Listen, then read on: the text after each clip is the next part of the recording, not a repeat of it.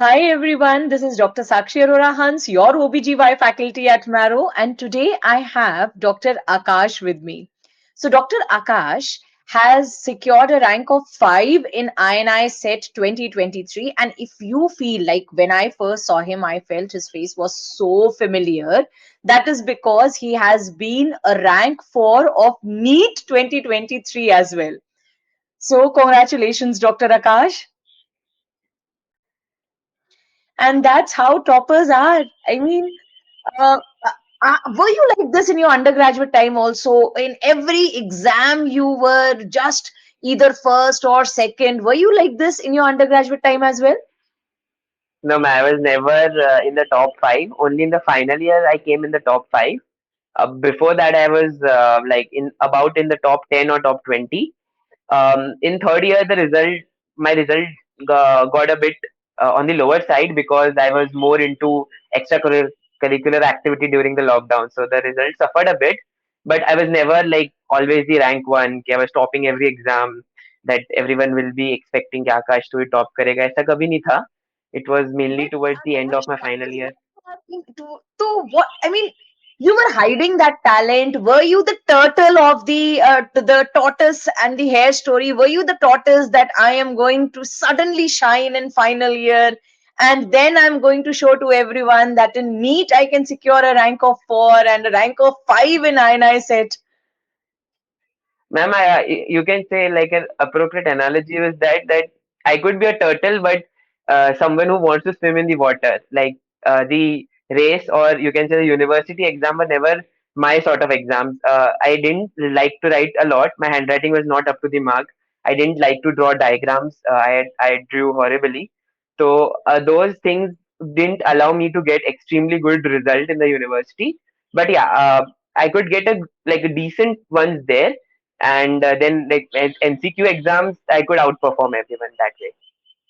Excellent. So MCQ exam means solving MCQs, and that means I'm coming to the QBank part. So I want you to tell me honestly, have you been using Marrow QBank for the questions, or I mean, for all your question related thing, MCQ related, you have been solving only Marrow QBank?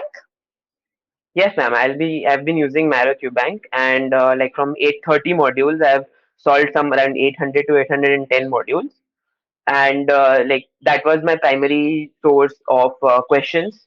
The Marrow QBank. Ma'am, I feel that Marrow QBank had a much more student, or you can say a much more user-friendly interface, and Okay. like it had those like when you press the correct answer it comes green, red, like some subtle improvements over other platforms. Apart from that, they had like references with the edition of the book, the page number, so I can Correct. always trust it, and even if I'm not trusting the answer, I can just look it up myself, and that Yes. way I can assure myself that okay, whatever mistake I've done, this probably I have to learn this way. This is the correct reference from different like standard textbook. Yeah. As a student, this is also very important for me that I just don't want the correct answer. I want the reference to be there because that adds more trust to it, and then only I can believe it. Anyone is telling me this is the answer, I can't believe it blindly. Yes, ma'am. Okay, so when you were solving, since when were you solving MCQs? What I mean, how were you solving those MCQs? Since when and what time? How much proportion of your time were you devoting to solving MCQs? Ma'am, I mainly started MCQs in my final year only. Sorry, in my internship. Like after I completed final year, I was Hmm. solving MCQs, and like I was trying. Didn't have like a set target. कि this दिन इतने modules करने हैं. But I mainly had like, for example, I'm reading for example, I'm reading like leukemia. So leukemia Okay. का फिर QBank I'll do from pathology, and if I even get time, I'll do medicine. I'll do other subjects as well. जो उस specific topic का QBank other subjects में available है. So I'll be doing the QBank. Like I used to go topic wise. Like for example, as I've read this, I'll do the QBank. Towards the end of my preparation, like in December, I had started solving some random QBanks, mainly of medicine because it had lot of question banks, and I could not solve it during my first read. So like towards the end, I started solving some QBank as like a space revision. Like for example, I've not studied, for example, like pulmonary arterial hypertension, pneumonia since long. So I'll just do those QBanks, and that way I will able to revise that subject quickly as well. So you mean to say that initially you were solving QBank, whatever topic you were doing. So from Yes, whichever subject, initially you were solving QBank of that particular topic. And yes, towards the end, because you wanted to revise, so towards the end, you started taking up any random, even if you've not read pneumonias today, you started solving MCQs of pneumonia. That is what you yes, mean to say? yes, ma'am. Now, when you are solving a QBank, how were you bookmarking the questions? And were you bookmarking them Ma'am, at the first yes. go or during the second time? Ma'am, I was doing like in the first go itself.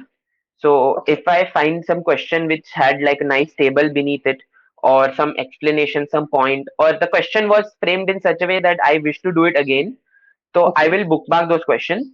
And I think from Jan onwards, I was starting removing my Q banks using the custom module feature, where I was making the custom module based on bookmark questions only. bookmark questions. And then I was removing those bookmarks towards like last 3 months of my preparation No, but or many so. students, when we are talking to them, they are like that. I mean, what should be the strategy behind bookmarking a question? When should you bookmark a question? Or were you even putting those questions in your notes? Were you adding that additional information in your notes? Yes, ma'am. So, ma'am, I think the way I did it was that, for example, if there's a hashtag recent neat, hashtag aims, hashtag FMG question, that must be added in your notes. You can even add it like in two places. For example, it's a question, let's say on pelvis. I'll add on gynec notes, I'll add in anatomy also. So, like twice I can read that thing. It's like oxytocin, gynec plus pharmac, I'll add it both. Like if their dose of Okay, carbitocin was asked. So, such questions I'll add in both places. Apart from that, I think the questions that I bookmarked were mainly the questions which I wanted to solve again, because they were framed in a way that I might not be able to write the gist of the question in my notes. So I used got it. the bookmark feature. I have understood. So you mean to say that wherever it was a straightforward question, an information related question, you were putting that Yes, question directly into your notes, right? So you yes, don't need to bookmark such straightforward questions like the example which you gave, the dose of carbitocin, right? So you don't yes, need to bookmark the dose of carbitocin. Dose of carbitocin, if it is there in your notes, you were highlighting it, or you were, if it was missing, you were adding it. But suppose there yes, is a clinical question, then you are bookmarking it so that you can come back to it. That is what you want to say? yes, yes, ma'am. So, when you, after solving these modules, when you were writing your final INI-CET exam, did it help you in being so thorough with QBank and solving QBank? Did it help you this time Yes, to ma'am. attain a rank INI-CET? Yes, I mean, like both ways it helped me. Like one, like the questions, like speed with which you solve the question, that is one thing that helps you. Like if you have solved a lot of questions, you know how to eliminate, you know how to, like read the last line, see what the examiner is asking, quickly mark the answer and move on, because that is what is required. So ma'am, I think the question banks help me in two ways. Like one, the it helps you to gain a lot of speed. Like in INI-CET, you need a much more higher speed to Yes, solve the question as compared to NEET. So you need to eliminate faster, read the last line, and quickly mark the answer, even if you don't read the whole question. Like you have to yes, learn those skills. It's very difficult. Like okay, you feel that okay, you have not read the question, but that's how the INI expects you to solve the questions. So I think that way it helps that it allows you to like now how to eliminate options. That's one thing, but also the content of the question helps you. You might not realize it that you learned it through a question, but like when you like come back, you read the recall, it's possible that you realize okay, probably this was never in my notes. I'd only solved like one question on this thing, and that question came on the top of my head, I remember like recently like physiology test subject test was on Marrow app. It was this new test series which was for the year 2024. So I was just right. sitting in the canteen, I gave the test, and like one of the questions on this hemispatial neglect came directly from that. So I had not revised that, and that question in my test was incorrectly marked. So I Okay. had not revised that point before, but I solved the test. I got to know the information from the question, and I easily marked it in the question paper. So subconsciously, my mind refreshed that point, and directly that content helped me. So both content and the ability to eliminate. Yes, Yes. ma'am. What you are saying is so very important that, so many times we don't realize, and every time it should not be revising cover to cover your notes. It is Yes. actually mundane to revise cover to cover. This is an indirect and a very good way of preparing, that through MCQ solving. And MCQ solving, as I always say, is an art which you can't acquire in one overnight. You have to practice MCQs, and you are a live example of that. Okay, Dr. Akash, were you giving grant tests also regularly, and how regularly? Ma'am, grant tests for me were mainly that I didn't give it very strictly, like based on Sunday को देना है 9 to 12 देना है, ऐसा मेरा कभी नहीं था. Like hardly 10% of the grant tests I might have given that way. Mainly grant tests for me were like a refreshment that I'm getting bored in the afternoon, I'm feeling sleepy after lunch, so I'll just give the grant test. Like about I'd given 15 to 20 INI focus grant tests and like around Okay. 40 need focus grant tests. Okay. And how were you scoring, from the beginning? Like, what were your scores? And when you had given your final grant test, which were probably your mock tests, how were you scoring? Ma'am, my first grant test I gave in the start of my internship. It was I think I scored 120 marks, and I had like a rank, predicted rank, because I had not given it live at up I think 1200 or something. And towards my final, like the latest one, which was the national mock, I like had a rank of third in that. Great. Very nice. Now, many students, they keep on asking us that their marks are not increasing. They are constantly getting 130, 140. What should a student do when they get stuck to a certain, some marks, and they're not getting above that, and then they get demotivated? Ma'am, that like there can be two, three things that can be done. Ma'am, what I used to do is like, for example, my plateauing around 160, 170. So, ma'am, at that moment, I feel that around 20 questions, everyone does like silly mistakes. If you are Okay. getting like around 130 to 140 marks, if you analyze around 15 questions, तो ऐसे होंगे which are doing silly mistakes. Silly Okay, so mistakes, ma'am, yes. actually, I think that silly mistakes, like you can cut down in multiple ways. Like you can read the question twice, you can revise the whole paper, you can mark a lot of questions for review, some of the strategies, and that way you can cut down on your silly mistakes. I think that are like 15 questions minimum would be Yes. gone in silly mistakes. And apart from that, I think the marks change because of the subject you have just read. Like for example, if I've read gynec, PSM, medicine, I'll be getting more marks because like these They subjects are are more uh, scoring, and they have yes, more they're higher like. weightage. Yes, so suddenly ऐसा हो गया I've read Pharmac and I'm getting like 150 marks, and एक दो महीने के बाद again I'm getting down to 140. I think then what you can do is you can like read those subjects again which you have like which have high yielding. So read the high yielding stuff from those subjects once more. So that way you can improve on the marks deficit that you're getting. Wonderful.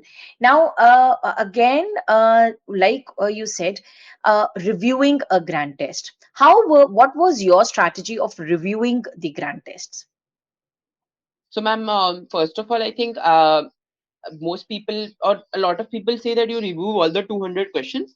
I think that's not like practically possible, especially towards the end where you are giving like twice a week or twice a month grant test. That become very difficult to dedicate one whole day for grant test and one whole day for review. So instead, what I used to do is like guest work वाले जो questions होते थे, I used to review those like marked for guess Okay. and correct, and I used to do the wrong question. So around 100 question जैसा मैं review कर लेता था, and you can use the guesswork like guesswork option in the marrow granting quite liberally as well. Like tumko, if you even don't know one of the options or you want to know more about that topic, you can just like guesswork that question, and later you Guesswork. can see the question that way. So I think that helped me, and apart from that, discussing with friends helps a lot as well. So, were you, after every grand test, were you discussing those questions? Or, when I was doing my PG preparation, we were three friends, and it was our daily ritual that after dinner we used to sit down, because at that time we didn't have these, online grand tests. We had a Yes, book with correct. us, and we used to solve Mm. MCQs, Salgunan, sit after dinner and sit and solve the MCQs together. So, were you doing some Yes, this kind of thing with your friends? yes, ma'am. Oh, I yes. like to name my friends. Yeah, please. Like Punya, she got rank 11 NEET and 33 names. And Akash, such a coincidence that today only I was chatting with Punya. Punya wrote a message to me, and she has got a rank of 11 in NEET and 33 in INI-CET, yes, yes, yes, we were discussing together. Medical College, Baroda. Yeah, yeah, we are from the same college. So you are also from Baroda. Yes, ma'am, from Baroda.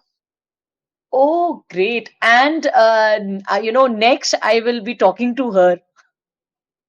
Okay. So, ma'am, me, Punya, then Manan Shah, he got rank 28 this time. Okay, Then I had Santosh, he got rank 138. And great. Ravish had a rank of I think 20, 3000, or sorry 2000 in NEET. So we had a friends group, and even with Prem and Rahul Nambiar, uh, the we 5 6 were on the same WhatsApp group, and we had lot of discussion on the questions and doubt discussion, and sometimes physically as well we used to discuss the GTs. So, again, coming to a little bit on this, that, okay, other than discussing MCQs through WhatsApp and discussions in your group, were you following the same schedule, all five, six of you, that we have so many days, we are going to complete medicine, we are going to complete pathology, any kind of schedule which you all formed and which you all followed? Or No, was ma'am, it an we did individual? like No, ma'am, we didn't have like a fixed schedule. Mainly, we used to meet like for grant test discussion or some subject test discussion. That was all we used to meet for. Like even everyone was following their own schedule because like the weaknesses, strengths differed in different ways. So, Akash, suppose you had made a schedule for yourself, and suppose you said that I'm going to finish OBGY in 4 days, and from fifth day you had to start medicine, and by chance OBGY is not completed in 4 days. What did you do at that time? Did you start medicine on day five, or did you first complete OBGY and then start medicine? Ma'am, I think I have done both of those things, but more likely I used to finish the subject, even though it used to take one additional day, because that way I felt very much restless that I was not able to complete the task. So, yeah, I was not a very strict schedule guy. I used most of the times I continued the subject and pushed the subject which was after that on the later date. But yes, that is what something I feel that I could have cut down, but it becomes difficult. So it depends on if it's a very important subject. I think you should continue reading it. And medicine probably you can cut down a bit because it's covered in patho, micro, and any other subject you can say it's can covered in other subjects as well. So I was a person who used to continue reading.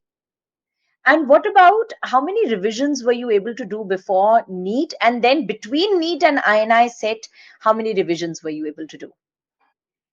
Ma'am, I didn't have like a fixed number, but like short subjects, I used to revise. I could revise like 3 to 4 times, and long subjects, you can say 2 to 3 times before NEET exam. And in last 15 days, I could schedule one more revision. For INI-CT, between NEET and INI-CT, I did some subjects I did twice, and some subject I did once. And in the last 3 days, I did all the 19 subjects again from Marrow Pearls, and I had like some screenshots with me. So those like 500-page PDFs of screenshots and Marrow Pearls was I revised all the 19 subjects again in the last 3 days. So, in the last 3 days, you were revising Marrow Pearls. And what Yes. about the bookmarked questions? When did you revise them? Ma'am, for the bookmark questions, I used to do it in my, like, for example, I'm going for lunch, so I can just create a custom module and hashtag aims, hashtag neat. I used to unbookmark those questions. Last May, I had like a B 40, 50 questions still bookmarked. And that way, I could reduce the question like from 1500 or 2000 just to bookmarks the mere. I could reduce them to like less than 100. So you didn't keep any separate time for it, in between, whenever you had time, you kept on reading your bookmark questions, you created custom modules, and you did that. Did you use Schema, Dr. Akash? Yes, ma'am. I use Schema as well. The Schema was mainly that what are the different topics that I haven't done till now. Like there'll be some topics that I haven't touched only. For example, I Right, have not touched. For example, I've not touched like infections in pregnancy. So right. perinatal infections. I would then probably like do the pediatric module as well as the gynec module of those schema topics.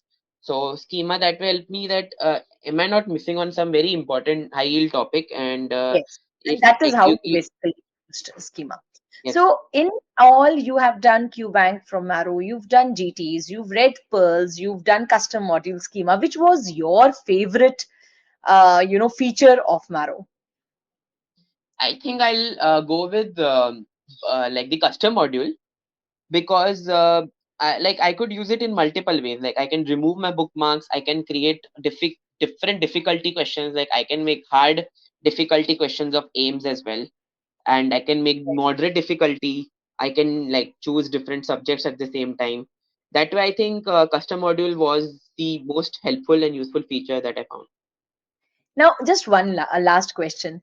How do you decide, looking at a question, whether it is moderately difficult, whether it is very difficult? I mean, is there any benchmark which you had said that this is the way I can decide? Ma'am, I mainly used to look at the statistics because I think that I'm much more inclined to analyze things. Ma'am, I used to look, for example, if a question has been answered like correctly by 15 to 30%, I used to consider that as a tough question. If it's Okay. around like 50-60%, I'll be considering as a moderate. And if it's like 80-90, I'll be considering at that as an easy question. So, like you were telling me, ki, ma'am, if it was a difficult question, I used to bookmark it. And if it was a moderate question, I used to write it in my notes. I found that strategy so helpful. If you can elaborate on that, because, everyone is using, I see these, whether it is Marrow Q Bank, whether it is video lectures, whether it is any offline class. These Yes, days, everyone has access to everything, but it is only a few of them who know how to correctly use and use it effectively to get the best results. And that is what you've done. Marrow QBank is being done by so many students, but you have used it in a very, very effective manner. That is why I want you to just tell me if you can elaborate on that part for the listeners. yes, ma'am. Like the tough questions, I used to bookmark and not think about it that I don't know it, because that will be tough questions you can gauge like in the INI as well. There are like some extremely tough questions, so it's fine. Extremely powerful. Not everyone will be able to answer that. So just see them once, bookmark it. It might not even bookmark it. You can. It's fine with that as well. Like moderate to easy questions, you should you should write them in a notes as well as bookmark them. Like I said, if it's a clinical vignette, you can like bookmark it. If like a one liner, you can just write it in notes, because I think people revise their notes much more frequently than they remove the bookmarks. So I think that Yes. way if you revise the note twice, at least some of the questions that you have learned through solving, some of the information you have learned through solving the questions, that will be available in a notes. So the moderate to the easy questions, I think you should be adding it to a notes, because if such a question comes, most people will be able to answer it, and then it will be much big of a lag between you and others. So moderate questions, you can add them to your notes, and tough questions, you can bookmark it, or it's fine even if you don't bookmark it. So I'm going to sum it up. You have told me how to use the QBank very effectively. Number one, you have to see what percentage of students are doing that question correctly. So if you have not done the question correctly, but if it is 70 to 80% students who have been able to do Yes, it correctly, such are the questions which are going to decide whether you're going to get selected or not, because 70 to 80% people are doing it correctly. And if you do it incorrectly, you are out of the race. yes, So in yes, that that is case, correct. you have to write that question in your notes. You don't have to bookmark it, because you might not be, you may bookmark it if it is a long stem question, but if it is a direct question, put it directly in your notes and put it at two places if it is a question coming related to two subjects, right? Yes, So that you can revise it more oftenly. Similarly, yes, if it is a moderate level question, which according to you, if 50% students have been able to do that question correctly, 40-50%, then that becomes a moderate level question. That also has to be either bookmarked or it has to be again written in your notes. And if it is a difficult question, which is around only 10-15% students have been able to do it, and it is from a topic which you feel will never be asked, then in that case, don't Yes, bookmark it. But otherwise, bookmark it if the topic has been asked previously. That is what you yes, want to tell? yes, ma'am. If the topic has been asked, it must be bookmarked. Even if the question directly hasn't been asked, if the topic is related to the things that have been asked, yeah, you should bookmark it and solve it again. And as far as knowing if there is any topic, important topic which you have missed out, you should look at the list of schema. If in schema you are getting that some important topic which is there in the list and you haven't read, make it a point that you solve QBank. If you are not going through the video lectures of that topic, at least make it a point to solve the QBank of that Yes, particular schema. And yes, towards the end of your preparation, always have a look at the pearls 2 to 3 days before your exams, because that is going to be extremely helpful. And what yes. about PYQs? That's the last thing we are going to touch, and then I'll say bye to you. Ma'am, I think PYQs are the most important. It's the underrated part. Everyone realized it in NEET that there are like around say 15 questions directly repeat होंगे, and half से ज़्यादा more than half of the paper will be like PYQ topics only, like CMV, rubella, uh, like transverse lie. ये सब repeat होने ही वाले pre-eclampsia, all those things. So you have to be very thorough with those topics, and you have to also, even now that the trend is that they're asking direct repeats, which means you have to also memorize the question if needed, that way, If so that you don't but, waste time in don't you reading the feel, question again. Aakash, that in this time INI-CET, there were hardly any repeats, so it is topics which is more important than mugging up the single liner? Yes, ma'am. I think that's what we realized, that in the NEET it was a much higher PYQ based question, which usually is not the case, and in AIMS, which is higher PYQ based, this time that it was not the case. So yes, I think that directly mugging up doesn't help, but like that, if you can do it, it will help you like increase your speed. But that's not always recommended. Much more important, like you mentioned, are the topics which are repeated again and again. So doing the topics are as important as doing like the previous year questions. So don't just See, I mug it up feel, blindly. yeah, I feel when we are talking about PYQs definitely are important because they help you be there in the race. If you mark a PYQ wrong, you are not in the Yes, race at all. But if you ask correct. me that you can get a rank only by doing PYQs, no, that's not right. Yes, correct. You cannot get that rank. You can't get a rank, otherwise, you wouldn't have done 810 modules. You would have just done a PYQ. Yes, ma'am, that is correct. Like you have to have some additional knowledge. Mainly the previous year topic को अच्छे से आपको तुमको आना चाहिए उस topic सारे. It was wonderful interacting with you, Dr. Akash. You have such clarity of concepts. And with this clarity of concept, I'm very sure you are going to do very well in your future, no matter what branch you take. But that I forgot to ask. What branch are you going to opt for? Ma'am, I haven't decided yet. I'm confused between medicine and radiology. In the Okay. coming few days, I'll be wandering upon that as well. Great. And I'm sure no matter what you take, you're going to do really well. Thank you so much, Dr. Akash, for sharing your experience and, for guiding students on how to use a QBank effectively. Thank you so much. Thank you so much, ma'am. It was a pleasure talking to you.